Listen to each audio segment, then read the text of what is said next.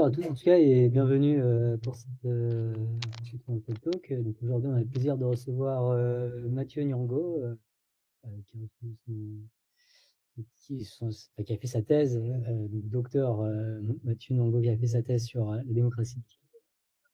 Mathieu, je te laisse enchaîner et nous présenter, nous faire cette présentation. Merci Lé. Bonjour à toutes et à tous. Lé, d'abord, je te remercie et puis l'équipe de Tournesol pour cette invitation. Alors Lé, je te l'avais dit quand on s'est rencontrés que j'étais un très grand fan de Science for All, avant même de te connaître. Donc c'est dire tout l'honneur et le plaisir que j'ai d'être parmi vous ce soir. Euh, je vais je vais vous exposer un petit peu un argument, à vrai dire, autour du thème de la vraie démocratie contre l'oligarchie. Je vais parler, si ça vous va, je parle quoi, une demi-heure, et puis après on discute. Ça vous va? Bon, Ouais, nickel. ouais. Et par contre, je dois partir à 9h pile parce que je vais au cinéma. J'ai 3 enfants, ils sont gardés ce soir, donc j'en profite pour Ok. partir un petit peu. Je suis désolé, mais ça me laisse quand même un peu de temps. À vrai dire, je vais m'appuyer pour cet exposé sur un livre qui va paraître, qui s'appelle Agir et faire agir, et c'est sur les fondements du système délégatif, aux éditions Raison Publique, et c'est un livre qui est tout simplement issu de ma thèse. Donc, dans ce livre-là, je défends un argument que je vais vous restituer ce soir, ce que j'appelle le principe de subsidiarité radicale. Je vais évidemment vous expliquer de quoi il s'agit, et que je crois le meilleur principe. Et je suis très ambitieux pour conduire à une transformation des institutions politiques. Donc c'est ça mon objet. Je vais défendre ce soir devant vous le principe de subsidiarité radicale. Vous allez voir que c'est quelque chose d'assez simple, mais que je crois intéressant. Le point de départ de ma réflexion, c'est ce que nous vivons tous en ce moment, c'est une crise persistante de la démocratie. En philosophie ou en théorie politique, on distingue souvent deux aspects dans la démocratie. Il y a un aspect institutionnel, disons, autour de la question de la représentation, puis il y a un aspect plus éthique ou moral, autour des valeurs démocratiques. Alors la crise de la représentation, elle est déjà ancienne. Moi, quand j'étais en terminale, c'était il y a quelques années déjà, le dernier chapitre s'appelait La crise de la représentation, le dernier chapitre d'histoire. Je me souviens, on voyait Jacques Chirac et Lionel Jospin. Depuis, on a cessé de s'enfoncer dans cette crise, pas seulement en France, bien sûr, mais cette crise n'a cessé de s'accuser. L'autre crise, je la crois d'existence plus récente, c'est une crise des valeurs démocratiques. Qu'est-ce que je veux dire par là? C'est pas qu'on a toujours été gentil en démocratie, mais c'est qu'il y a de plus en plus la revendication publique et puis sociale aussi de certaines idées qu'on croyait assez lointaines, une certaine violence aussi en politique, dedans en ce moment, un certain rejet de l'autre. Et je crains que tout cela ne s'accuse si la première crise, qui est celle de la représentation, n'est pas rapidement résolue. Je vais vous donner quelques illustrations de la crise de la représentation. C'est sur celle-ci que je vais me concentrer. Ça, c'est un baromètre qui est très bien fait. C'est le baromètre de la confiance. Et c'est pas seulement en politique, mais de la confiance en général, qui est dressé par le CEVIPOF. Et là, c'est la dernière version qui compare les données de janvier 2022 avec celles de février, je crois. Alors, vous voyez qu'il y a un effondrement de la confiance. Elle était déjà pas très très haute, mais dans toutes les composantes. Alors, beaucoup plus au niveau national qu'au niveau local. Ça résiste encore un petit peu, mais quand même, il y a un effondrement de 10 points, là, vous voyez, assez brutal. À ce stade, si j'étais un peu méchant, moi, ce qui m'étonne, c'est plutôt cette frange bleu foncé des 2% et 3% des gens qui ont, par exemple, hyper confiance. Donc, ça, c'est pour être un petit peu méchant, et simplement pour qu'on se rende compte de ce que signifie cette crise. Elle n'est pas propre à la France du tout. On observe ce fléchissement partout, en fait.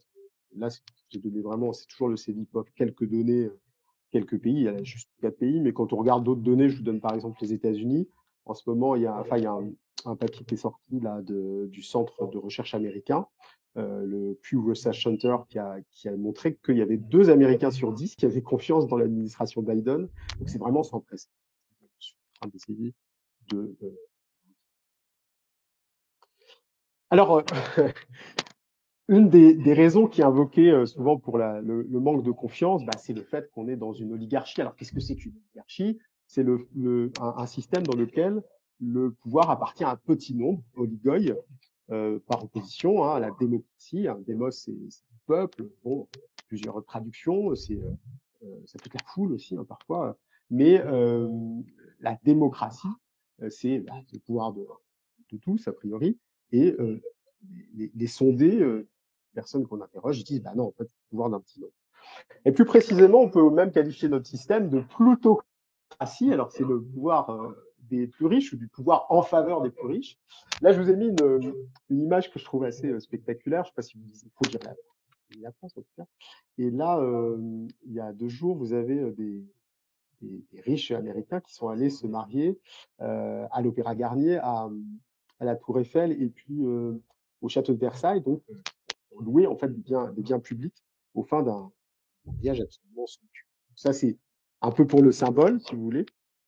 Mais il y a aussi un certain nombre de lois qui, très concrètement, montrent un infléchissement très clair et très explicite en direction, je dirais même pas simplement des plus riches, mais vraiment des beaucoup plus riches. Ça, c'est pas, c'est des choses qui sont parfaitement documentées. Regardez Piketty, par exemple, de Julien Berger, entre autres, c'est peu contesté, mais il y a un vrai infléchissement qui se fait ces dernières années et ça rentre clairement dans. Alors, à cette crise, dont beaucoup de gens ont conscience, il y a 3 grandes réponses qui sont apportées au niveau des institutions et qui me semblent plutôt insuffisantes. La première me semble clairement insuffisante, c'est une approche que je trouve conservatrice qui consiste à dire, oui, c'est vrai qu'il y a un problème avec les dirigeants, mais on va essayer de faire mieux. Il faut qu'ils soient plus vertueux, il y a des appels à la vertu, on va mettre en place des processus internes dans les partis politiques ou au niveau de l'État pour mieux les contrôler, de manière à ce qu'ils se comportent mieux. Moi, je crois que cette position est clairement insuffisante parce qu'elle n'interroge pas l'essence des institutions qui sont oligarchiques, remettre le pouvoir à un petit nombre de personnes. Qui ne remet pas en question, c'est un mode de questionnement de la crise qui ne remet pas en question la structure représentative de nos institutions. Une deuxième réponse va un peu plus loin, c'est ce qu'on appelle la démocratie participative, qui consiste à dire qu'il va falloir associer mieux les citoyens à l'action collective. Je crois que l'approche de la limite de cette approche, qui est aussi très intéressante, qui pour le coup est très intéressante, c'est que elle ne permet pas de toucher dans le sens de la volonté populaire des conflits qui pourraient survenir entre la représentation politique et puis la population. En tout cas, ce de quoi se plaignent les personnes quand on interroge sur la démocratie participative.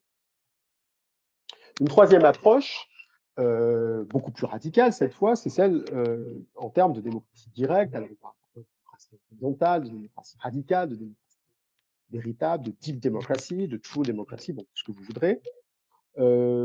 Alors, je la trouve intéressante sur le principe, mais elle se heurte évidemment à une objection massive.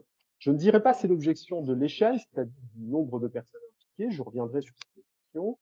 Je la crois que partiellement vraie, mais c'est plutôt une objection de oui, beaucoup mieux à faire que de la politique, sauf dans certaines circonstances particulières. En tout cas, moi, personnellement, j'ai beaucoup mieux à faire que ça, et je crois que je ne suis pas le seul.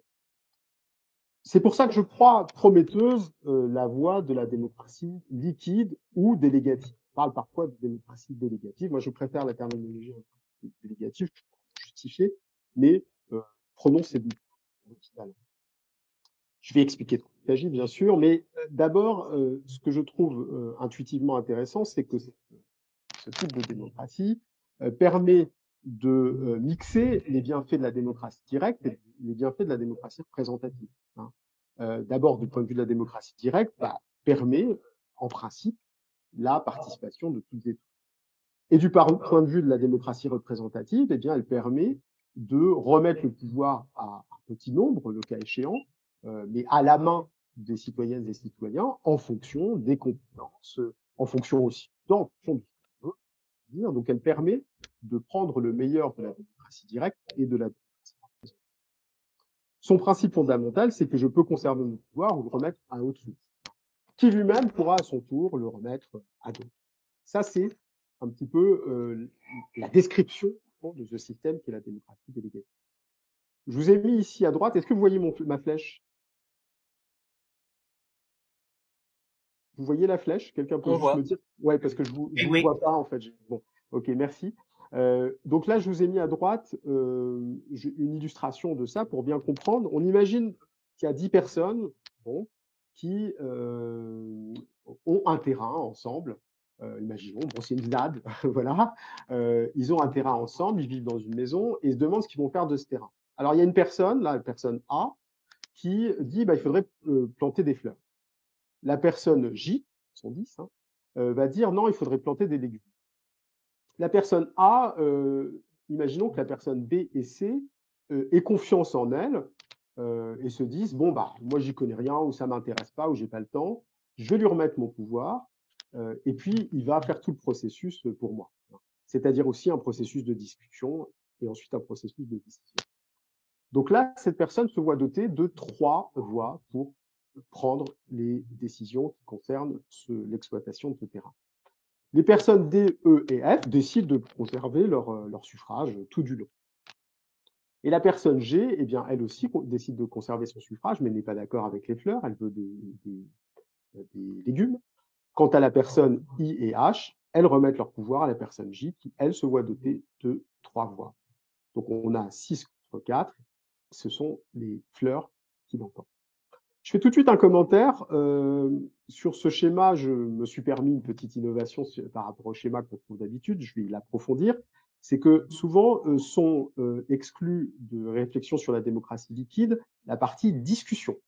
Et je sais que lorsque l'excellente Manon Revel a fait un exposé que j'ai regardé avec délice l'autre fois, vraiment passionnant, il y a quelqu'un qui a posé cette question de la discussion. Moi, je crois en effet important d'inclure dans le processus politique, j'y reviendrai tout à l'heure, le temps de la discussion, et il est possible que je remette mon mandat à quelqu'un pour qu'il discute à ma place du sujet donné. Sur le deuxième schéma, je vais plus vite, mais on passe à la phase suivante. On se dit, bon, bah, ok, très bien, on va planter des fleurs, mais quel type de fleurs? Alors, la personne A, elle défend des trèfles, la personne J va défendre des herbes folles. Les personnes B et C, cette fois-ci, vont remettre leur pouvoir non pas à A, mais à D. C'est pour dire que selon les questions qui se posent, on ne va pas forcément remettre son pouvoir à quelqu'un, ni même d'ailleurs remettre forcément. Elles s'en remettent donc ici à la personne D. Quant aux personnes E et F, elles votent pour l'herbe folle. La personne G remet son pouvoir à la personne A, ainsi que les personnes H et I. Bon. Ici, donc, la personne A se retrouve dotée de 4 suffrages. Et ce qui va se passer, c'est que la personne D, eh bien, au cours des discussions, va être convaincue par ce que dit la personne A, et quelle que soit la décision que A va prendre, elle va dire, bon, bah, je vais remettre les suffrages que j'ai reçus moi-même à cette personne pour qu'elle décide. Et cette personne va décider que c'est le trèfle qui est la bonne option. Voilà en gros en quoi consiste la démocratie délégative ou Ce qui m'intéresse maintenant, c'est quel est le principe fondamental de ce type de démocratie. Il y a au fond 2 manières de défendre la démocratie délégative.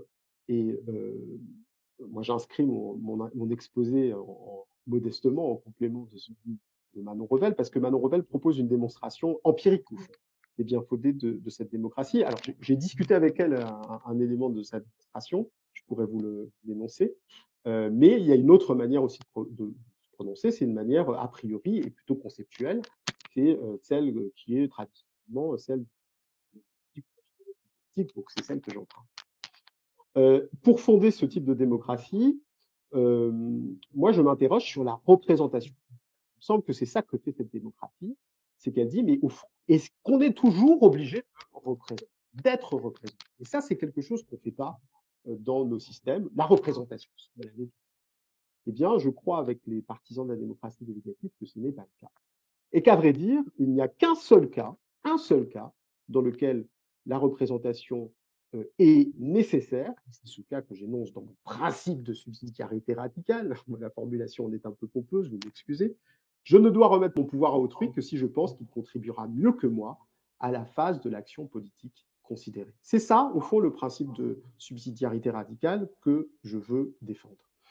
Alors, j'ai parlé de subsidiarité radicale parce que c'est quelque chose qu'on trouve notamment c'est un concept qu'on trouve dans les sciences politiques, le principe de subsidiarité. C'est un principe qu'on trouve dans les relations qui existent entre les États et l'Union européenne et qui disent que on ne doit, enfin, les États ne doivent s'en remettre à l'Union européenne que s'ils n'arrivent pas à faire quelque chose sur leur territoire ou si l'Union européenne le fera mieux qu'eux. Voilà. Et moi, je l'ai radicalisé, c'est-à-dire que je l'ai fait descendre au niveau de l'individu. C'est-à-dire que moi, citoyen, je ne devrais devoir remettre mon pouvoir que si autrui en ferait un meilleur usage que moi. Et c'est très exactement ce qui se passe dans la démocratie délégative.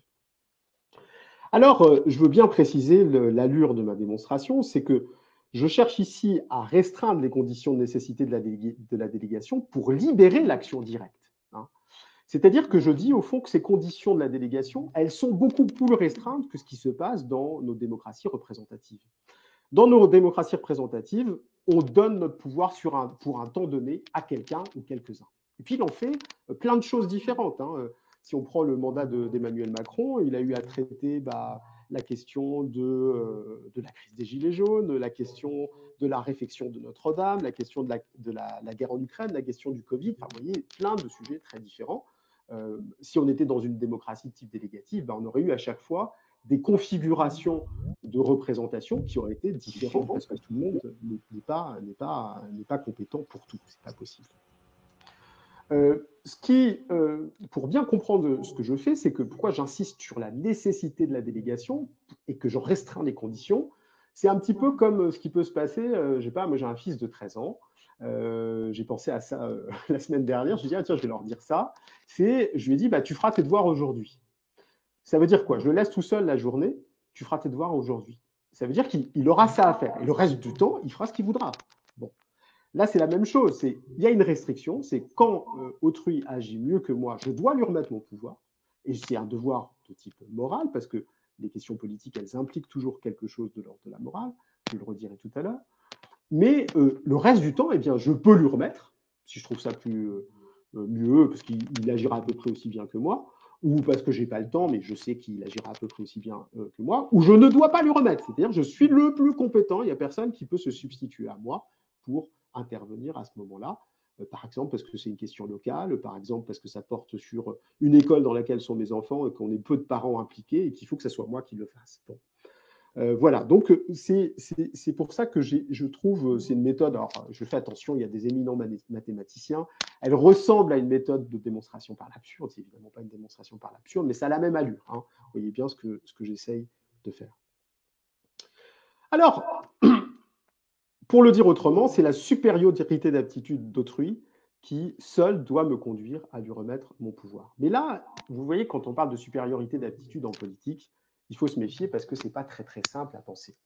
Et c'est là justement que j'aurai un point de discussion avec les démonstrations empiriques des bien-fondés de la démocratie liquide, parce que souvent, ce qui se passe, c'est que les thèses qui sont faites, qui sont très spectaculaires, hein, les expériences qui sont rapportées dans l'article de Manon Revel, par exemple, sont vraiment très très très intéressants, mais ils portent sur des vérités de type objectif. C'est par exemple, vous devez trouver dans quel pays se trouve tel ou tel complexe architectural. Donc on sait quelle est la réponse. Bon. En politique, vous admettrez que ce n'est pas si simple. On ne sait pas forcément quelle est la réponse. On discute et tester au fond l'aptitude de la démocratie liquide de manière empirique pour des questions politiques ne va pas de soi. Bon. Alors ça ne veut pas dire qu'il n'y a pas de vérité de mon point de vue en politique. Je crois qu'il y a un type de vérité en politique que j'appelle vérité intersubjective. J'ai expliqué tout de suite de quoi il s'agit. La vérité intersubjective, c'est une vérité qui doit être validée par les personnes qui sont concernées par la question politique. Ça, je le trouve chez Aristote. Aristote, il dit la chose suivante. Il dit, au fond, les savants, prenons les mathématiciens éminents que je sais être parmi nous, ils n'ont pas besoin de mon approbation à moi qui ne suis pas mathématicien. Ils ont besoin de l'approbation de leur père. Et c'est comme ça qu'ils vont constituer les vérités de leur science. En politique, ce n'est pas pareil, nous dit Aristote. On ne peut pas dire aux gens, c'est ça, c'est très très bien, et puis les gens ne sont pas d'accord. Hein. Il dit non. C'est comme, par exemple, nous dit-il, comme si vous avez affaire à un cordonnier, il ne peut pas dire, ces chaussures, elles sont super, puis elles vous font mal aux pieds. C'est à vous de dire, au fond, si ces chaussures, vous les trouvez bien. Et ça marche comme ça un petit peu, si vous voulez, en politique, c'est des vérités de type intersubjective, c'est-à-dire qu'à un moment donné, ça ne veut pas dire à l'instant T, à un moment donné, il faut que tout le monde reconnaisse, ou en tout cas une immense majorité de gens reconnaissent que, eh ben oui, c'était une bonne action que nous avons menée pour considérer qu'il y a de la vérité dans cette action. Bon. Alors, c'est dès lors très difficile de trouver des actions politiques qui peuvent être considérées comme universellement bonnes, c'est-à-dire universellement justes. Je crois en trouver deux quand même. Historiquement, c'est l'abolition de l'esclavage et l'octroi du droit de vote des femmes. L'abolition de l'esclavage, c'est un universel. Il n'y a pas de pays aujourd'hui qui, depuis 1981, pratique l'esclavage de façon légale. Ça ne veut pas dire que de façon illégale, il n'est pas pratiqué, il l'est massivement, je crois même qu'il l'est de plus en plus. C'est une tragédie mondiale. Mais il n'y a pas d'État aujourd'hui qui dit c'est juste en effet qu'une population ou qu'une personne soit mise sous la maîtrise, soit considérée comme la chose de quelqu'un d'autre. Bon. Le dernier État qui l'a aboli, c'était donc la Mauritanie en 1981. Et puis, il y en a un deuxième, ça va peut-être vous surprendre, mais c'est l'octroi du droit de vote des femmes. À vrai dire, c'est très récent. Le dernier État il y en a un seul qui, en fait, ne l'octroie pas, je vais vous dire quoi, mais vous allez voir que c'est un peu cocasse. Mais bon. Le dernier État qui l'a octroyé, c'est pas l'Arabie Saoudite. L'Arabie Saoudite, c'était en 2011. C'est pas l'Afghanistan non plus, parce que l'Afghanistan, le droit de vote des femmes existe depuis 1919. Il a été renouvelé dans la Constitution de 69. Alors, il n'y a plus personne qui vote là en ce moment. Mais les talibans, ils n'ont pas dit qu'ils allaient revenir là-dessus, d'ailleurs. Mais bon, personne ne vote. Bon. Mais c'est le Vatican. Depuis 2023, les femmes ont le droit de voter au synode, c'est-à-dire un conseil, les conseils qui guident les orientations politiques du Vatican. Donc aujourd'hui, vous n'avez pas de pays, il y en a un, je vais vous le dire, qui estime que le droit de vote des femmes n'est pas une nécessité. Il y en a un seul, c'est le mont Athos, qui est en fait un micro-État au sein de l'État grec, et qui interdit, à vrai dire, l'accès, parce qu'il n'y a pas de femmes du tout, et il n'y a même pas de femelles. C'est ça, officiellement, il est censé pas avoir de femelles, donc y compris des animaux et des insectes, il n'y en a que de deux types, c'est les poules et les chattes, bon, parce que les chats ont tué des rats au moment d'une épidémie de peste. Bon, ça, c'était pour rire, mais simplement pour vous dire que là, on a quand même le modèle de deux actions politiques, puisque ce sont des actions. Hein, l'abolition de l'esclavage a été une action politique qui a abouti à des lois, à des décrets, des choses comme ça, et l'octroi du droit de vote des femmes, qui sont un peu des modèles de vérité dans le domaine politique. Donc, quand je parle d'attitude supérieure, eh bien, c'est est-ce que je repère quelqu'un qui sera plus en mesure que moi de contribuer à des actions de ce type, c'est-à-dire considérées comme autant que possible universellement bonnes. Alors l'attitude, dès lors, apparaît comme quelque chose de hautement relatif. Bon. J'ai trouvé 4 facteurs, il y en a peut-être d'autres, de relativisation de cette supériorité d'attitude. Je vais vous les citer, les commenter un petit peu rapidement. C'est d'abord les options normatives. Je crois qu'il n'y a pas de question politique sans option normative. Qu'est-ce que c'est qu'une option normative? Qu'est-ce que c'est qu'une norme? C'est quelque chose qui doit être. On estime que ça doit être, et de façon absolue, et non pas simplement pour conditionner par une fin qu'on a fixée. Hein. Par exemple, si on dit que la justice sociale doit être, et bien là, effectivement, on entre dans une question politique et on va débattre de ce que c'est que la justice sociale. Est-ce que c'est le mérite? Est-ce que, non, quel que soit votre mérite personnel, il ne faut pas que vous soyez riche énormément puis qu'il y ait des gens qui sont dans la rue? Là, on entre dans des considérations de type politique. Et vous voyez d'emblée que c'est là où il y a le point de débat, hein, avec des démonstrations empiriques, des questions d'ailleurs de l'application des sciences à la démocratie, c'est que parfois la nature des questions politiques n'est pas forcément interrogée. C'est pour ça qu'il y a une complémentarité à faire entre nous, au fond, hein, entre la théorie politique et puis les travaux de mathématiques, par exemple, appliqués à la politique. Un autre facteur de relativisation, c'est bien sûr les sujets traités. Hein. J'ai dit qu'en effet, ce n'était pas la même chose de traiter de la question de... Je ne vais pas avoir normalement, je ne devrais pas avoir les mêmes gens qui disent comment on va refaire Notre-Dame. C'est une question politique. Est-ce qu'on doit refaire à l'identique? Est-ce qu'on doit faire quelque chose de nouveau? Il y a eu ces débats-là qui ont été tranchés dans le vif par Emmanuel Macron qui a dit on refait à l'identique. Quel était son critère pour le dire? Je l'ignore totalement. Mais là, c'était un débat qui a été raté, je trouve, qui aurait pu être très intéressant. Là, la relativité des sujets traités. Vous avez une autre relativité, je l'appelais la complexe agentielle, c'est un peu prétentieux, mais qu'est-ce que ça veut dire? Ça veut dire que ça va être en fonction des gens qui seront là. Hein. Je serai plus ou moins apte en fonction des gens qui seront là, ou autrui sera plus ou moins apte. Pour le faire comprendre, je vous donne un exemple clair, c'est vous avez vous êtes dans une association, vous devez mener une action, et puis vous êtes très compétent sur l'action. Par exemple, ça va être organiser une fête, mais vous vous êtes disputé avec quelqu'un qui est très impliqué dans l'organisation de cette fête. Et bien, vous allez dire, le temps que la fête soit organisée, plutôt que le temps qu'on se calme, je ne vais pas m'impliquer. Voilà. Ça vient relativiser. Pourquoi? Parce que vous dites, sinon, je vais me disputer et ça va être une catastrophe totale. Donc ça, c'est le fait qu'une action, elle n'est pas menée seule et qu'il faut tenir compte du fait qu'elle est menée avec d'autres. C'est aussi pour ça que, par exemple, en politique, le facteur technique, il n'est pas forcément, il ne devrait pas être aussi déterminant. Parce que moi, j'ai fait de la politique, j'étais en cabinet ministériel, quand vous êtes en cabinet, vous avez plein d'outils techniques dont parfois le grand public n'a pas idée, mais vous avez toute l'administration qui peut vous éclairer, vous avez accès à des études, vous avez accès à n'importe quel chercheur du monde qui souvent répond présent quand on lui demande des éclairages. Et ça vient en effet relativiser le type de personne à qui vous allez demander de vous représenter. Et puis un dernier facteur que je crois le plus important, c'est le moment considéré dans la chaîne de production de l'action. Alors si vous devez retenir qu'un seul point dans les analyses que je vous propose, c'est celle-ci. Alors celle-ci vraiment, je la crois importante, je l'emprunte en fait à Bergson, le philosophe, et je l'applique à l'action politique. C'est qu'une action politique, c'est un processus. Voilà. Vous avez la conception, qu'est-ce qu'on va faire, par exemple la sécurité sociale. Vous avez la délibération, on discute, on argumente. Vous avez la décision, allez, on fait ça. Et puis après, vous avez l'exécution, qui est souvent exclue de la réflexion politique. Or, je crois qu'en fonction de ces phases-là, on n'a pas forcément besoin des mêmes personnes. Vous pouvez avoir par exemple, je sais pas, un économiste comme Thomas Piketty, que je trouve très très intéressant pour la délibération. J'en voudrais absolument pas pour l'exécution. Je ne voudrais pas qu'il soit ministre de l'économie. Excusez, qu'il m'excuse, parce que je le trouve brutal et très dogmatique. Mais par contre, c'est un économiste génial. Bon, voyez. Si vous prenez par exemple la démocratie participative, elle dit bon oui, on donne le pouvoir au peuple. Non, elle donne le pouvoir délibératif au peuple. Mais sur la conception, qui est-ce qui met les sujets sur la table? La plupart du temps, c'est l'élu. Et qui est-ce qui prend la décision? C'est lui. Bon. Etc. Hein. Si vous avez un pouvoir administratif auquel moi j'ai pu avoir affaire quand j'étais en cabinet qui ne veut pas exécuter, toute la phase d'avant, elle tombe là-dedans. En fait, elle tombe dans les idées rejetées. Parce qu'eux, ils savent qu'ils ont plus de temps que vous.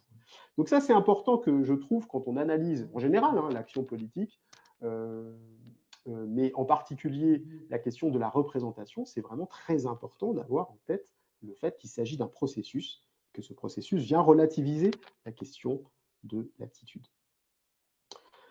Alors voilà, mon principe de subsidiarité radicale, je ne dois remettre mon pouvoir à autrui que s'il est plus apte que moi en l'espèce, c'est-à-dire en fonction des 4 critères que je vous ai indiqués. Bon. Mais ce qu'on voit, c'est qu'en effet, dans nos sociétés, dans nos États, ça ne fonctionne pas du tout comme ça. J'ai parlé de ce principe comme une cause nécessaire et suffisante. Ça veut dire quoi? Ça veut dire que d'autres causes prétendument suffisantes ne me semblent pas valables. Donc là, ça peut faire surgir, notamment chez vous, des objections. Et je vais en citer simplement 4. La première, c'est la plus courante, c'est celle de la taille des entités. On dit, oui, parce que vous dites d'ailleurs, l'exemple que vous avez donné, c'est sur 10 personnes. Mais qu'est-ce qui se passe quand on est 100, quand on est 1000, quand on est 1 million? Alors, je vais répondre mais de manière un peu rapide, mais simplement pour nous mettre sur la piste de la réponse, d'une réponse, c'est d'une part les exemples historiques qu'on a de démocratie de type en fait délégative. Je prends l'exemple d'Athènes, par exemple, où il y avait un système à la fois de démocratie directe et puis de délégation.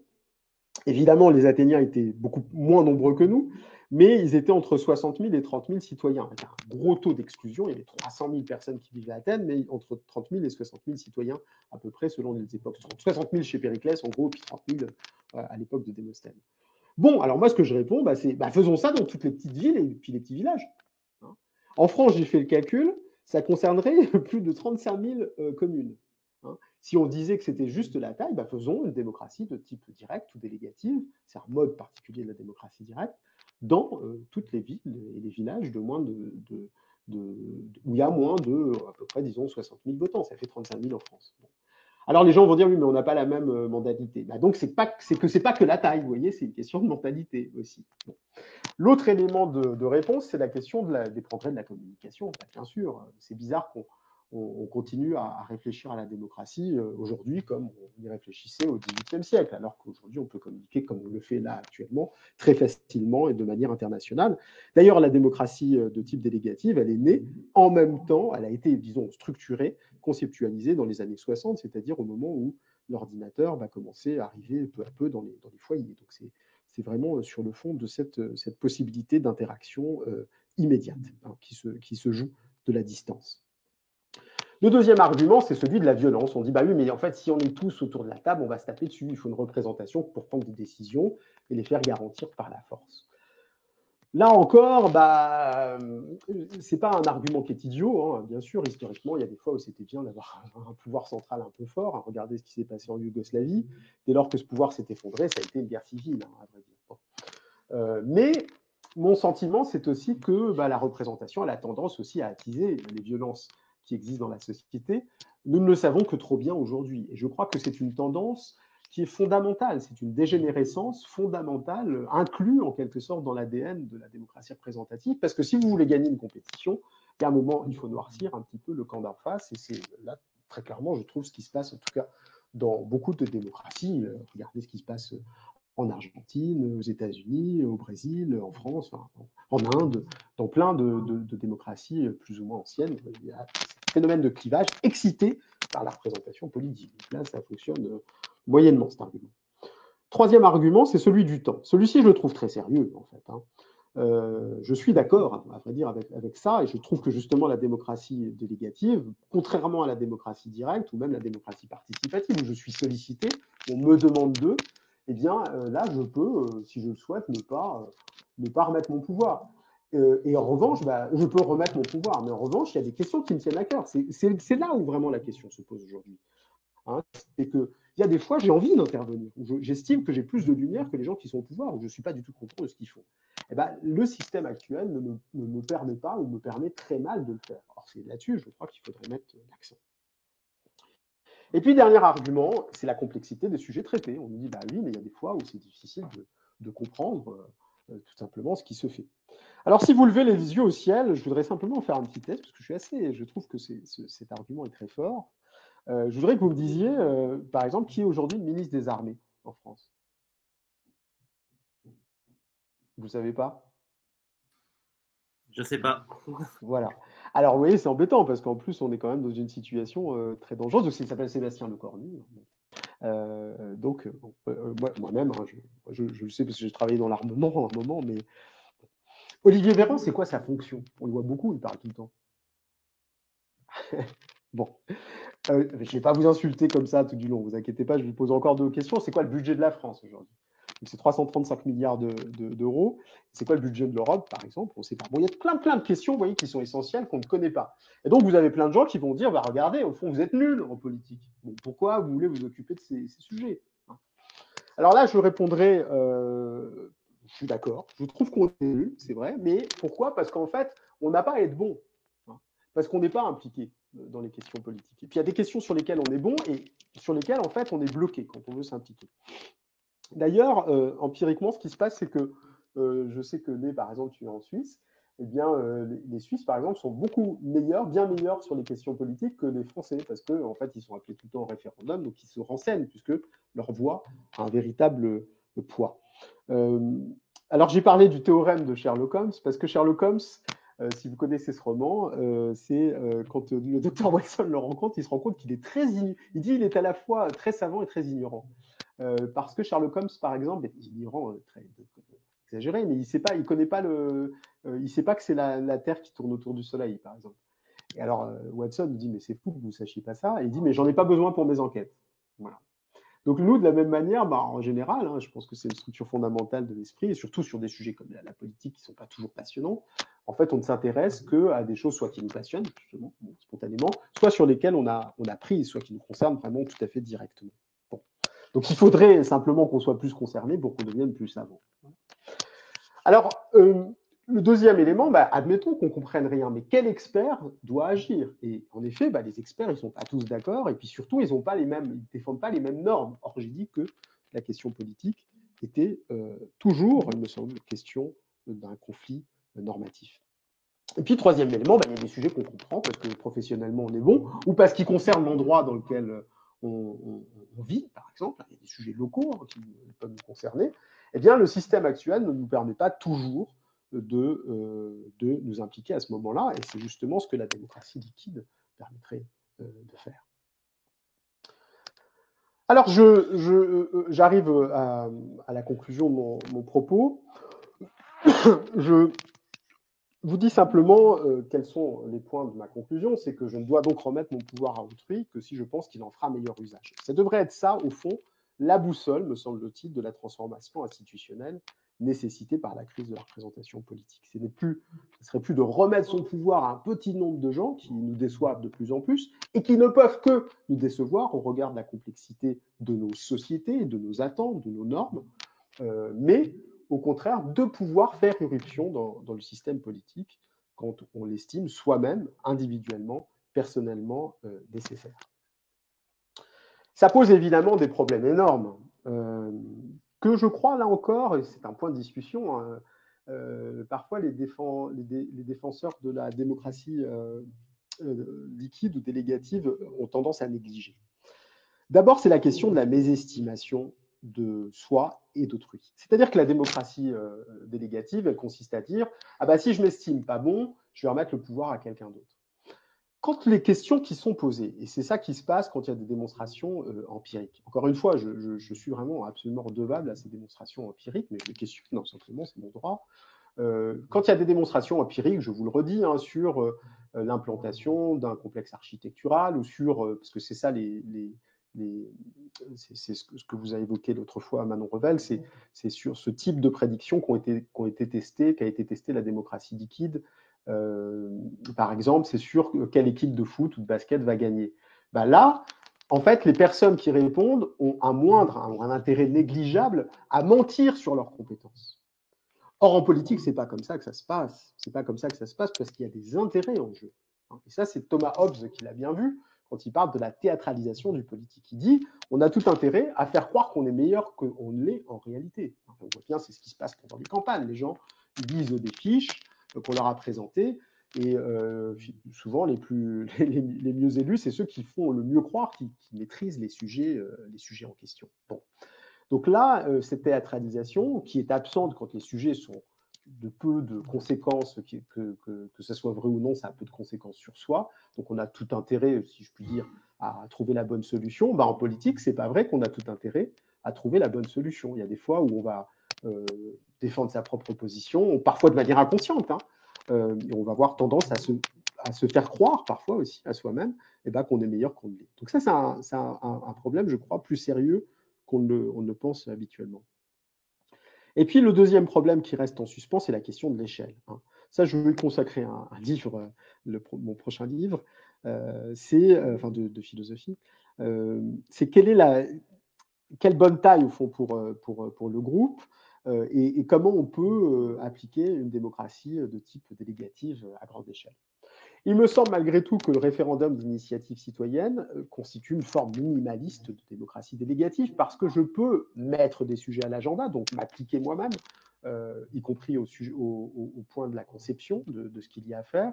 Je peux aussi ôter mon suffrage à quelqu'un que je voudrais rejeter, hein, c'est dans le cas du référendum révocatoire, m'opposer à des lois aussi. Enfin bref, je trouve que ça a une allure de type démocratie délégative, mais peut-être peut-on aller plus loin dans le design institutionnel. Ça, je crois que c'est un challenge à venir et qui est tout à fait passionnant.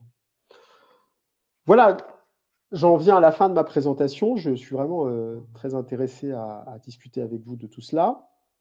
Je crois que s'il y a une chose à retenir tout de même de tout ça, c'est que la représentation, elle incombe, la charge de la preuve incombe à la représentation. Je trouve que ça ne va pas de soi, au fond, qu'il y ait représentation.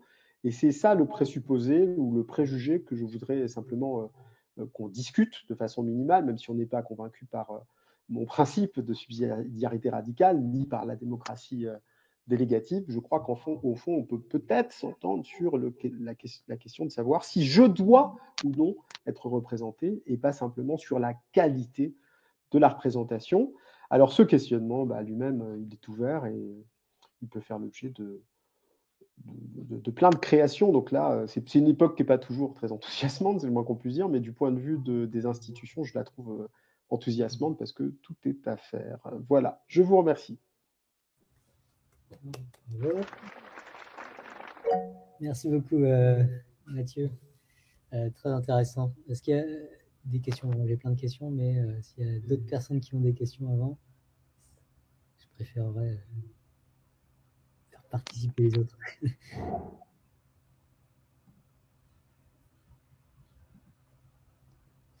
Bon, du coup, je vais commencer avec une question. Alors, moi, je vois une autre critique potentielle à la principe de subsidiarité radicale, telle que je l'ai comprise.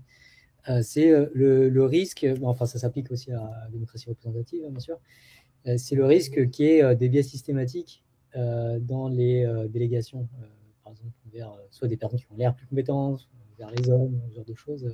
Qu'est-ce que ta réponse à ça? Oui, alors je pense que c'est un énorme problème.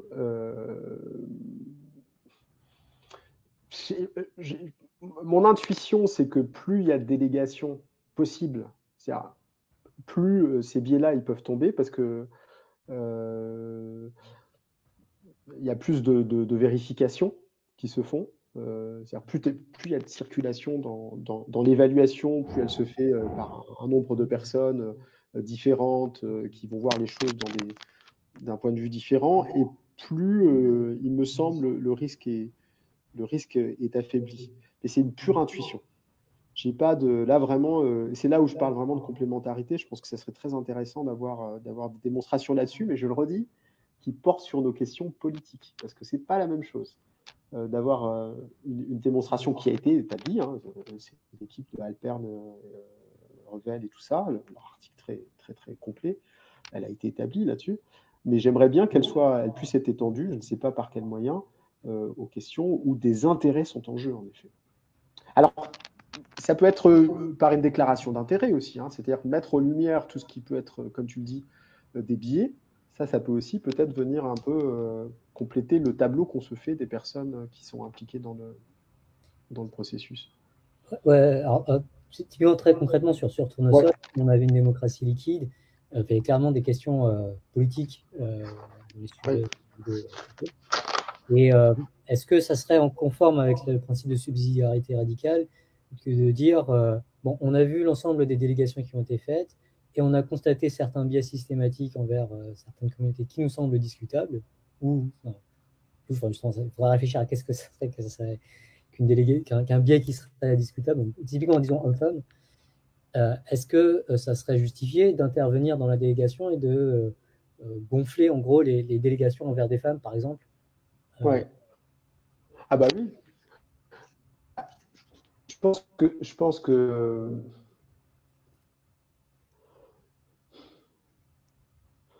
en fait, il faut se demander peut-être quels sont les critères dont la proportion ne fait pas question, ou à peu près pas question. C'est-à-dire les critères qui doivent être l'objet d'une représentation ou d'une représentativité systématique.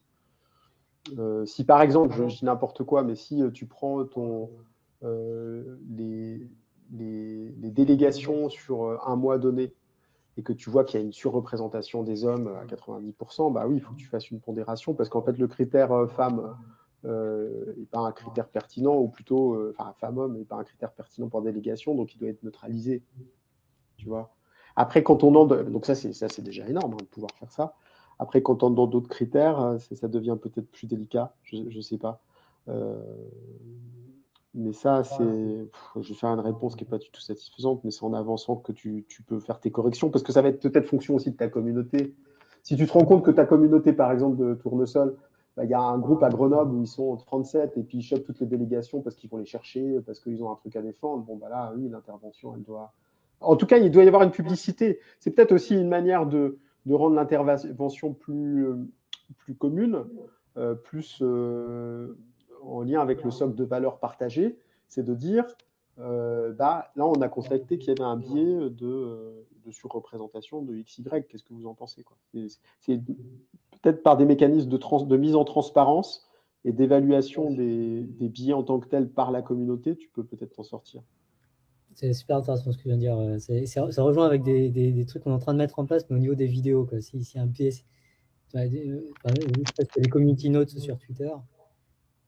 Tu vois ce que c'est, les community notes sur Twitter? Non. Il y a un système qui a été mis en place avant Musk pour essayer de mettre des alertes associées à des messages qui seraient trompeurs ou problématiques et qui sont votés par la communauté. Et donc, on pourrait imaginer des systèmes un peu. En tout cas, on réfléchit à mettre en place un système similaire sur console. Par exemple, s'il y a une vidéo qui est. Au moment de comparer la vidéo, on pourrait voter sur un message à afficher à la personne qui va comparer cette vidéo pour qu'elle soit mise en contexte et qu'elle fasse un jugement plus éclairé, quoi, au moment de cette comparaison de vidéo. Et on pourrait faire la même chose, on pourrait imaginer en tout cas faire la même chose au moment de la délégation en disant attention, on a des biais systématiques qui ont été observés. Bon, enfin, un peu sur la réflexion. Mais j'ai pas envie de me poser trop la parole. Alors, je crois que Martin était le premier à poser les questions. Après, il y a d'autres questions dans le chat, mais Martin, si tu veux poser ta question. Il y en a sur le chat. Est-ce que je les prends ou comment? Je voulais laisser la parole à Martin. Ouais, d'accord. Mais Martin, hello Martin. Non, on n'arrive pas à t'entendre en effet. La personne qui est en train de parler. Sinon, elles sont sur le chat, les questions. Je peux peut-être les. Ouais, là, est-ce que vous m'entendez? Ah oui, très bien. Oui. On t'entend. Ah, ok. Alors, merci beaucoup, Mathieu, pour la présentation. Ça a l'air quand même vraiment intéressant, cette idée de démocratie liquide. Moi, je me demandais, tu évoquais des résultats empiriques. Est-ce que, par exemple, on sait si ça va donner des décisions peut-être plus progressistes ou plus conservatrices, ou pour l'instant, on n'a pas d'idée. Donc ça, c'était une première question. Une deuxième question, c'était par rapport au vote des enfants. Parce qu'on se dit que ça peut être assez facile de déléguer. Après tout, les enfants, une des raisons pour qu'ils aient pas le vote, là, c'est qu'ils sont pas capables, mais s'ils peuvent déléguer. Et est-ce que du coup, l'idée de démocratie liquide, ça va en faveur de, je sais qu'il y a des propositions pour dire, les pères ou les mères de famille devraient avoir plus de poids. Ça d'ailleurs, est-ce que ça a des effets plutôt conservateurs ou progressistes sur les décisions qui sont prises? Et mon troisième point, c'était si on délègue à des IA, à des intelligences artificielles, est-ce que tu as pensé, je me suis pas présenté, Martin Gibert, je suis chercheur en éthique de l'IA à l'Université de Montréal. Oui, j'ai vu ton intervention. Ouais, c'était super. Excellent. Et donc, si on suppose qu'il y a une IA qui nous connaît bien, puis qui peut un peu savoir le genre de préférence qu'on a, est-ce que ça serait pas la même chose clairement que la démocratie liquide, mais comment tu considères? Parce que là, on aurait quand même l'aspect où j'ai pas à faire d'efforts. L'IA sait à peu près ce que je veux, mais voilà, est-ce que tu as considéré la différence entre la démocratie liquide et ce genre d'approche? Alors, ouais, non. Sur le premier point, sur le caractère progressiste des décisions, j'ai pas de données sur la démocratie liquide en tant que telle. Moi, ce que j'ai pu constater, c'est que j'avais regardé comment ça se passait au niveau du Parti Pirate, parce que eux, ils ont implanté ça. Bon, franchement, pour être clair, ça se passe pas très bien. C'est pour ça que je parle de système prometteur, c'est parce que le fondement m'en semble pour le coup solide. Mais les preuves empiriques, alors pas sur des questions, je vais le redire, techniques, ce qui est déjà bien, de pouvoir résoudre des problèmes techniques mieux que dans un autre système, mais sur des questions politiques, pour l'instant, elles sont pas hyper étayées. Je sais qu'il y a un État en Allemagne qui avait mis, c'est une région allemande, j'ai plus le nom en tête, je pourrais vous retrouver, qui l'avait mis en place, mais il y avait très peu de participation, par exemple. Donc pour l'instant, on n'a pas Mais il faudrait essayer de voir, hein, il faudrait essayer c'est une expérimentation qui peut être mise en place, hein, je pense, pour regarder pour des questions politiques ce que ça pourrait donner, en imaginant aussi un protocole qui permette une validation politique, enfin, en termes de bonnes décisions politiques, et tester. Hein. Moi, je pense que ça peut être, s'il y en a qui sont partants, moi je le suis en tout cas pour essayer de tester ça. Donc bon, voilà, ma réponse est peut-être déceptive, mais j'ai pas de.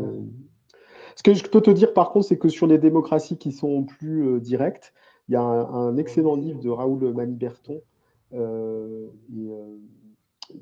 qui s'appelle et Clara Hegger, le RIC expliqué à tous, et il compare là pour le coup les décisions qui sont prises dans des pays qui disposent du référendum d'initiative citoyenne et des pays qui ne disposent pas de ce mécanisme. Et il constate que sur les grandes questions qu'on va considérer comme progressistes traditionnellement, l'imposition des riches, le sort des homosexuels, etc., la peine de mort, bah, c'est un peu pareil. Voilà, c'est pas spectaculaire, mais c'est d'autres choses qui vont faire que ça sera mieux. C'est le taux de confiance, par exemple, en Suisse. Alors, il fait chier un peu, je l'ai regardé, hein.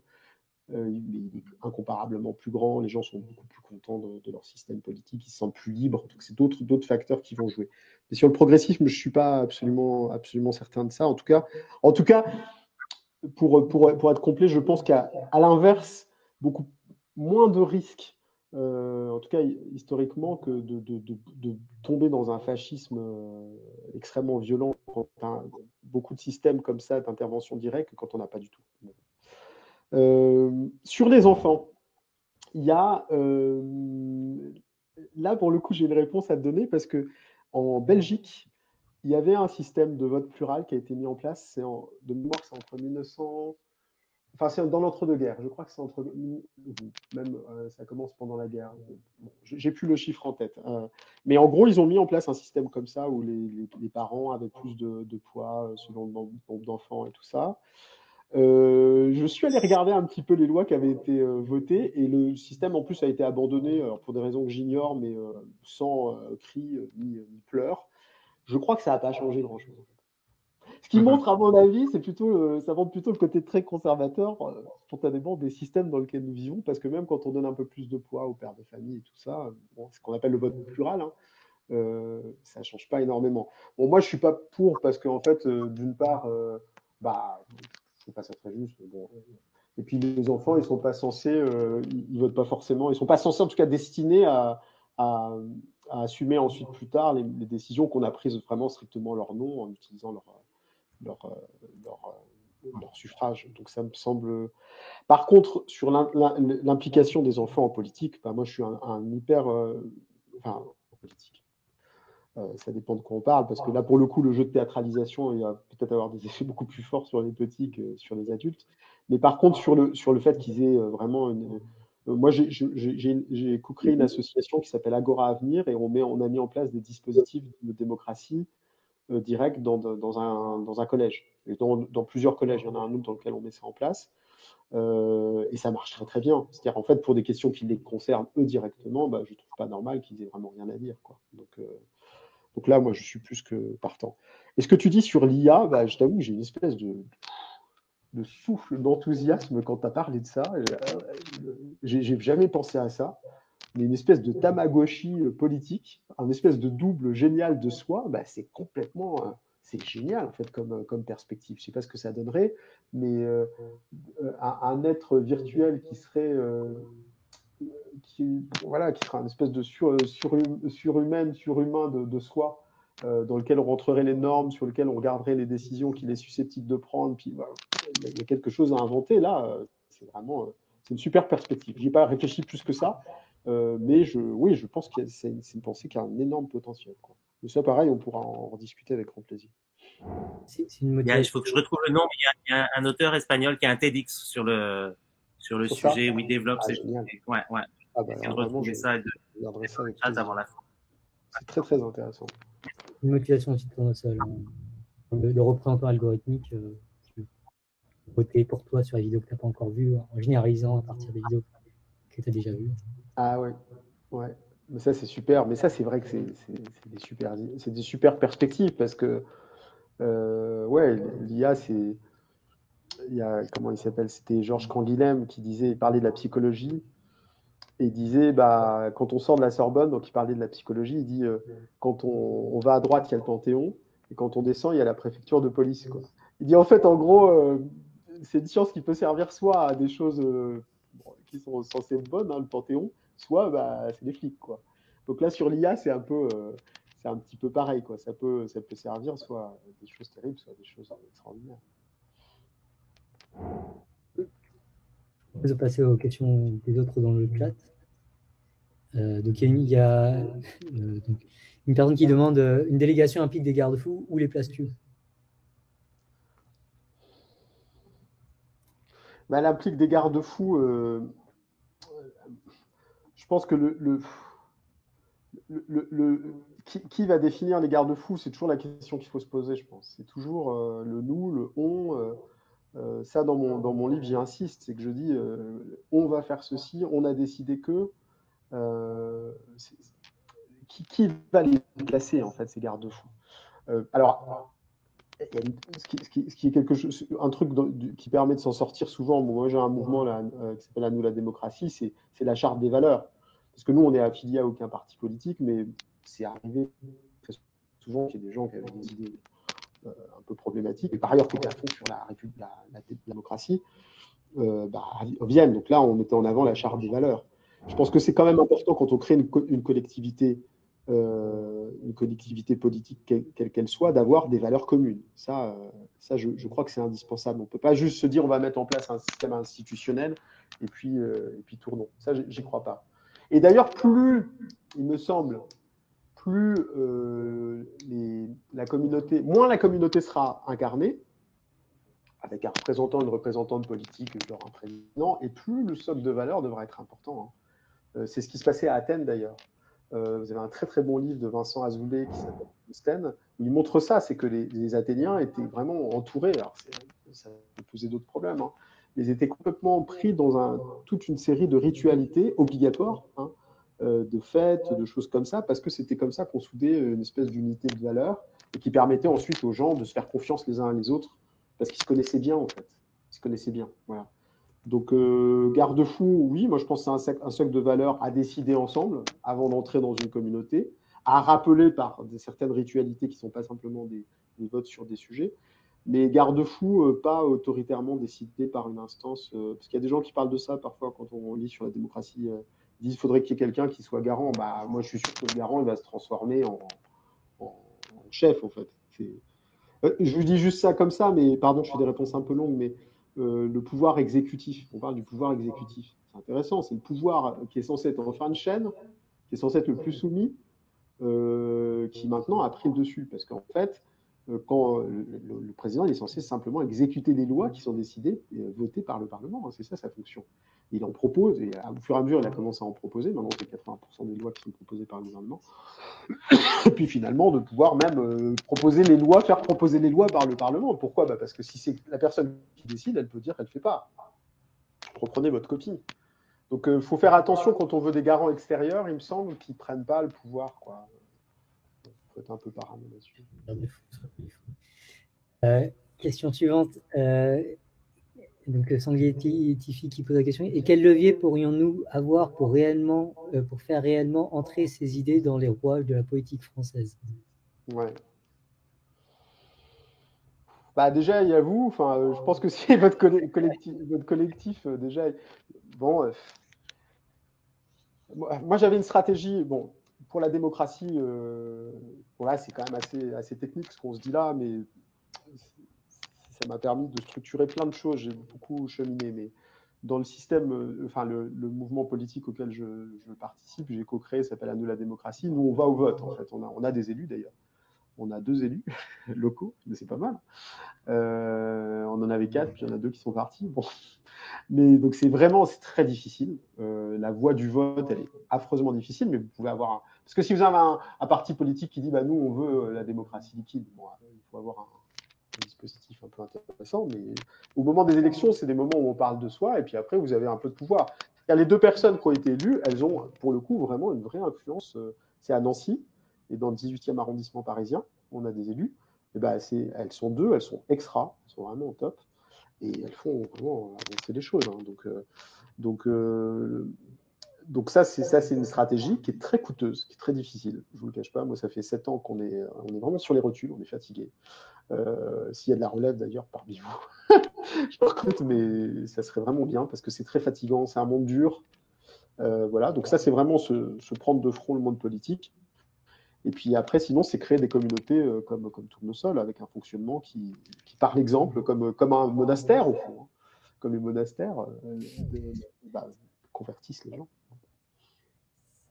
On va pas nous comparer une secte.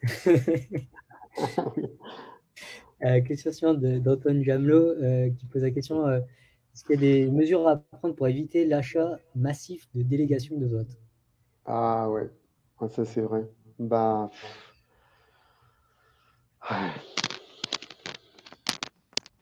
Moi j'ai l'impression que plus la communauté, peut-être je me trompe, mais plus la communauté est large. En fait c'est paradoxal, hein, mais vraiment là je vous dis des choses qui sont à l'état de. L'essentiel du travail que je vous ai montré, c'était sur les fondements de la démocratie liquide. Enfin, c'est pour ça que je parle de délégative aussi, parce que fondement de liquide, c'est pas super. Puis c'était une critique d'ailleurs, je pense, au départ, le terme liquide. Bon. Mais après, sur sa réalisation, c'est le livre suivant. Je suis vraiment preneur de vos idées. Mais mon idée, c'est que plus la communauté est large, paradoxalement, et moins le traficotage est possible, en fait. Parce que si vous êtes 10, c'est facile d'acheter 4 voix. Si vous êtes 100 000, bon. Alors, c'est ce que dit Aristote déjà. Il dit une assemblée, c'est plus facile à corrompre qu'un pays, quoi. C'est quand même plus difficile d'aller acheter des voix quand vous êtes très nombreux. Mais ça. Alors, juste pour vous donner un cas de concentration du pouvoir, c'était en Allemagne. Justement, le parti, enfin la démocratie liquide allemande, il y avait un professeur d'université qui était un informaticien, parce que c'est aussi un autre sujet, comme beaucoup de choses se font en informatique pour l'instant, des gens qui manient bien l'outil, qui sont à l'aise avec les plateformes, qui sont parfois des plateformes affreusement complexes, ils peuvent prendre le pouvoir aussi. Et il y a un professeur qui était très gentil, super, hein, mais qui s'est retrouvé avec une espèce d'influence complètement démesurée dans le processus. Donc ça se produit, y compris quand on n'a pas affaire à des corrupteurs, hein, simplement des gens qui, par leur manière de manier cet outil-là, possèdent une influence importante. Et je crois que ça devient un problème quand c'est de la corruption, quand vous dites que ça constitue des oligarchies, mais quand il y a des gens qui travaillent bien sur un sujet donné, moi, j'y vois pas trop de problème, en fait.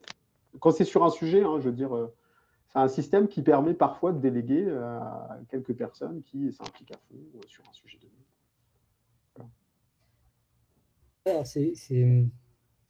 Alors, ça pense à deux choses. La première, c'est que sur Tournesol, on a un peu cette réflexion sur éviter une concentration de pouvoir, donc limiter le flux entrant de délégations. Est-ce que tu trouves ça justifiable? Non, mais moi, en fait, j'ai une forte expérience associative. Et en fait, c'est une tendance très lourde que les gens, et moi-même, quand je suis dans une association et que je ne suis pas à la direction, on a tendance à se remettre, en fait. Alors, je ne sais pas si c'est une question de mentalité, mais c'est là où moi, j'ai vachement cheminé. C'est qu'en fait, la structuration centralisée, parfois, elle a ses avantages. La différence, c'est que dans la démocratie liquide, elle peut cesser d'un instant à l'autre. Ce qu'il faut, par contre, ce dont il faut s'assurer, c'est que ça ne devient pas un bastion, en fait, la concentration du pouvoir. C'est-à-dire qu'il faut que sa dissolution, elle puisse se faire. Mais l'empêcher en amont, c'est pas forcément... parce qu'il y a par exemple, il y a des phases de l'action ou des moments de la vie collective qui supposent une forte coordination. Voilà, il y a des actions qui supposent une forte coordination. Elles ne peuvent pas être définies a priori, il me semble, mais dans les faits, parfois, ça peut être intéressant de déléguer à quelques-uns. L'important, c'est qu'une fois qu'ils sont au pouvoir, ils n'y restent pas pour tous les autres trucs, quoi. Je le verrais plutôt comme ça, moi. Parce que Parce que parfois, en fait, si vous êtes, je vous donne un exemple, j'ai vraiment l'exemple en tête d'une association, c'était un collectif pour Paris, qui avait été lancé par quelqu'un et qui, en fait, voulait appliquer la forme qu'il voulait pour la ville à ce propre collectif, étant dans de l'hyper-horizontalité. Et en fait, assez vite, il y a une espèce de légitimité qui se fait autour du fondateur. Vous voyez ? Là, par exemple, je te le dis, elle est sur le tournesol, enfin, en tout cas, c'est toi surtout que je vois, mais en tout cas, l'équipe des fondateurs, si vous partez, bah, votre truc, il aura vraiment du mal à continuer. Il y a je ne sais pas si c'est un truc naturel, je ne pense pas, mais en tout cas, culturellement, vu comment on est un peu câblé, bah, les fondateurs, il y a une espèce d'attente vis-à-vis d'eux, quoi. Donc, il ne faut pas la sous-estimer si on veut que notre truc marche. Voilà. En tout cas, dans les premiers temps. Donc, pour moi, ce n'est pas tant la concentration que la conservation du pouvoir et puis l'assèchement de tout le reste qui est problématique, quoi. C'est plutôt là-dessus qu'il faut, à mon avis, mettre l'accent. Parce que je vois aussi que c'est un présupposé parfois dans les modèles mathématiques, c'est de dire bah, comment on fait pour avoir un système qui ne concentre pas le pouvoir. Bah, je ne sais pas, parce que pour certains trucs, il y a une coordination forte qui peut être exigée. Enfin, je veux dire, il ne faut pas forcément l'exclure, quoi. Ou des sujets très pénibles. Je vous donne un exemple. Voilà. La copropriété. Voilà. Bon. Moi, j'ai cette chance-là d'être dans une copropriété, mais ça m'ennuie profondément. J'y connais rien. Le président, c'est un retraité qui est un petit peu vraiment super. Je ne vais pas me dire, on ne va pas concentrer le pouvoir entre ses mains, parce que, par contre, je ne veux pas qu'il fasse n'importe quoi. C'est-à-dire qu'il faut qu'il y ait un système qui fasse une corde de rappel, et que quand je sens qu'il commence à faire n'importe quoi, ou il y a des fois, par exemple, je veux végétaliser la cour, bah là, je vais m'impliquer. Mais après, je vais me retirer pour des questions de réflexion de la cage d'escalier, qui sont très très bien, mais qui, moi, ne m'intéressent pas et sur lesquelles je suis nul. Voilà. Donc, vous voyez, un système qui empêche la concentration du pouvoir, a priori, il peut empêcher que des choses se fassent parce que personne ne veut les faire. En fait. Or, elles sont essentielles. Alors, je pense que c'est lié à une autre question que j'ai. C'est lié à. Donc, on parle un peu de devoir de vigilance nous, en interne. Ouais, donc, s'il y a un peu de concentration de pouvoir, même s'il n'y en a pas d'ailleurs, permettre. Il faut que les délégants soient facilement capables de voir un truc qui ne va pas chez leurs délégués et qu'ils puissent être alertés si ça se passe vraiment très mal, ce genre de choses. Je sais pas, qu'est-ce que tu penses de tout ça? Ouais. De toute façon, la délégation, moi je tiens à ce que je vous montrais là, sur la phase de la délibération, c'est-à-dire qu'il faut qu'il y ait des phases d'interaction. Elles ne sont pas toujours prévues dans les modèles de démocratie liquide, et que la part aussi d'exposition et de prise de parole, elle soit régulée. Et qu'on attende plus de prise de parole et de transparence de quelqu'un qui a plus de pouvoir. C'est-à-dire que, en fait, si vous avez une délégation de 10 personnes qui vous donnent votre voix, bah, il faut c'est presque une exigence, et vous parliez 10 fois plus, en tout cas vous exposiez 10 fois plus ce que vous êtes en train de faire. Il faut que l'exigence de transparence, elle soit corrélée, et que ce soit une exigence, au nombre de voix dont vous disposez, quoi. Et comme ça, là, on voit ce qui se passe. Et si vous avez quelqu'un qui, effectivement, valorise toujours des contenus bizarres, puis qu'on ne s'en rend pas trop compte, que ça vient pourrir vraiment la timeline tout d'un coup, il faut qu'en amont, on puisse le voir au regard des valeurs qui sont les siennes, quoi. Donc ça, je pense qu'il faut qu'il y ait quand même soit prévu des moments de délibération au sein d'un système de type délégatif. Et que ce moment de délibération lui-même, il puisse être idéalement quantifié selon des principes de démocratie délégative. Mais sous forme d'exigence presque, plutôt que sous forme de droit. C'est-à-dire si j'ai 4 voix, bah, il faut que je dois à la communauté 4 fois plus de temps d'explicitation de ce que je suis en train de faire. Ouais. Ce qui pourrait être intéressant, c'est que sur ce console, on pourrait automatiser certains de ces enfin, ce ne serait pas vraiment la délibération, mais par exemple, si quelqu'un vote de manière bizarre et qui est délégué de beaucoup de personnes, on pourrait faire des alertes ou des messages aux délégants. Ça pourrait faciliter ce travail. Une question qui est liée, c'est est-ce que tu as eu des réflexions aussi sur le temps de validité d'une délégation? Est-ce que c'est par sujet, par ponctuel, ou est-ce que ça serait un truc qui perdure longtemps? Quand on parle de garde-fous, puis vraiment, je suis désolé, je dois partir dans 4 minutes. Ouais, Mais on pourra continuer la discussion si je ne sais pas s'il y a un peu de follow-up ou si vous envoyez des questions quelque part. Mais je reviens à la question des garde-fous. Toutes les réflexions que vous me proposez là sont passionnantes. Je n'ai pas la prétention de répondre, mais je crois que c'est effectivement un garde-fou, c'est ça, c'est des mandats courts, quoi. C'est-à-dire même quand on parle de démocratie liquide ou délégative à grande échelle, les révolutionnaires en France, par exemple, vous aviez l'Assemblée nationale et puis vous aviez des commissions. Par exemple, je sais pas, le comité de salut public, le comité de sûreté, bon, c'était un peu des gens durs, mais le salut public, bon voilà, il y avait Robespierre, tout ça, c'est celui qui finit par prendre beaucoup de pouvoir, mais les mandats étaient très courts en fait. Les mandats de président de commission, c'était une semaine. Et les membres de comité. Et le fait d'être dans un comité, c'est un mois, je crois. Donc c'était des mandats très courts. Alors après, ils étaient renouvelés. Et puis c'est ce qu'il ne faut pas qu'il se passe. Enfin, on parle de choses terribles, mais à un moment, il y a une concentration telle que les gens, ils ont tous peur de Robespierre. Donc même s'ils en ont marre, ils n'osent pas le virer. Puis c'est des enjeux sanglants. Tous les conflits se règlent par la mort. Donc on fait attention à ce qu'on dit. Mais malgré tout, ils avaient quand même l'intuition qu'il fallait des mandats courts.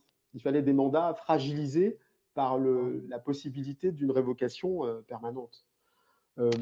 Moi, je trouve que là où il y a par exemple des mandats révocatoires, ne serait-ce que ça, mais aux États-Unis, vous voyez ce qui s'est passé en Californie, c'était l'année dernière, il y a eu un référendum révocatoire.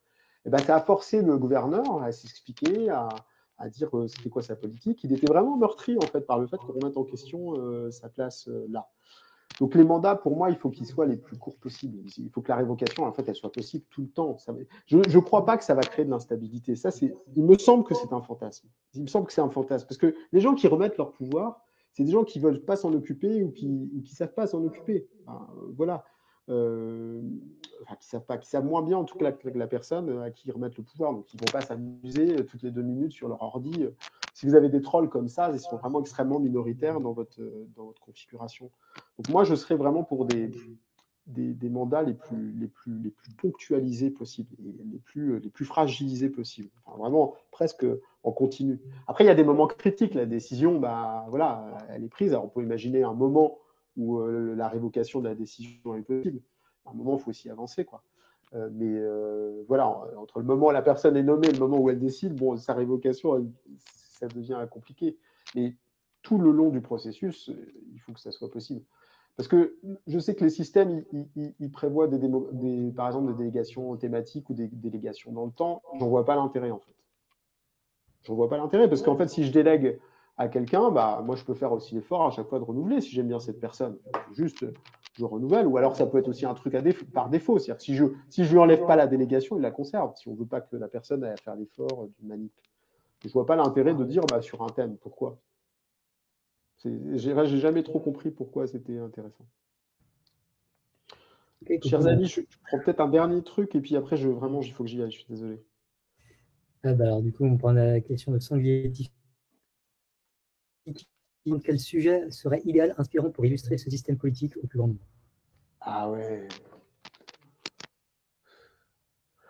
Moi, je suis partisan, parce que c'est ce qu'on a fait pour les assemblées à Nancy, par exemple. Il faut partir de sujets simples, consensuels, quoi. Enfin, vraiment, je pense que c'est... Par exemple, il y a un sujet qui peut... Il faut partir de sujets, ou alors des sujets qui sont très clivants, mais qui mettent vraiment une majorité contre une minorité nuisible, quoi. Bon. Des trucs sur lesquels tout le monde est d'accord. Par exemple, vous voyez, quand il y a, je sais pas moi, quand il y a, comment il s'appelle, Bernard Arnault, là, qui fait un voyage en jet Londres-Londres. Il a fait un voyage en jet Londres-Londres. Bon. Vous voyez, donc, par exemple, un sujet sur la régulation de l'utilisation des jets. Vous voyez, là, il y a quand même un truc, moi, j'y connais rien, mais ça, c'est un truc qui peut motiver les gens, qui peut les énerver, parce que ça concerne un tout petit nombre de personnes, et sur lequel il y a quand même de la compétence. Donc, c'est quand même intéressant de voir quels sont les enjeux divers et variés. Ça, c'est la version un peu méchante du truc, mais qui peut, en politique, les affecte aussi un peu sombres, un peu noirs, ils sont quand même très mobilisateurs. Moi, c'est aussi l'expérience que je fais. Hein, c'est le contre, il est plus mobilisateur, malheureusement, malheureusement que le pour. Et puis sinon, l'autre option, c'est un sujet très consensuel sur, je sais pas moi, les espaces verts en ville. Voilà, comment on peut faire pour en implanter davantage, des micro-forêts, des choses comme ça. Donc c'est deux options, quoi. Soit une option un peu méchante, mais consensuelle, qui met plein de gens contre une minorité nuisible, objectivement nuisible, un jet qui fait Londres-Londres, bon. Soit un sujet qui au contraire met tout le monde, bon, c'est plus beau, qui met tout le monde, qui rend tout le monde content, quoi. Bon. Le premier sujet aussi, c'est un cas où on pourrait voir la différence entre les représentants élus aujourd'hui et les délégués potentiels. Ouais. Parce que les délégués, les représentants aujourd'hui ont les mêmes avis que les délégués qui. Il y en a un qui mais bon, ça, à la rigueur, il se règle par. C'est pas... Parce qu'il faut un sujet qui soit à la fois que les gens veulent et que la minorité au pouvoir ne traite absolument pas, petit 1, et qui soit quand même d'une technicité suffisante pour que le système de délégation puisse avoir sens. Parce que j'allais dire, par exemple, l'impôt sur la fortune en France, là, l'immense majorité des gens sont pour son retour. Mais ça n'a pas beaucoup d'intérêt par rapport à la délégation, la démocratie délégative. Non, je pense je vais réfléchir à quelque chose, je peux vous faire une proposition, si ça vous intéresse. Mais je crois que la question de la régulation, par exemple, de l'aérien, elle est intéressante. Ou la question des transports, tout simplement, vers des transports plus écologiques. Là, il y a une bonne intrication entre quelque chose que les gens veulent, que les politiques ne veulent pas vraiment, et qui sont quand même des questions techniques. Donc avec un jeu de délégation et en même temps un jeu de normes, de sens qui est vraiment très politique, quoi. Voilà. On va essayer d'aller au cinéma. Ouais. Bon, je vous remercie vraiment, c'est passionnant. Je suis désolé, je m'en vais. Mais je voulais vous dire pourquoi, parce que je ne vais pas vous mentir. Et puis, à très vite, j'espère. Et merci beaucoup. Merci à toi. Au revoir. Merci beaucoup. Salut. Titouan, tu as 2 petites minutes?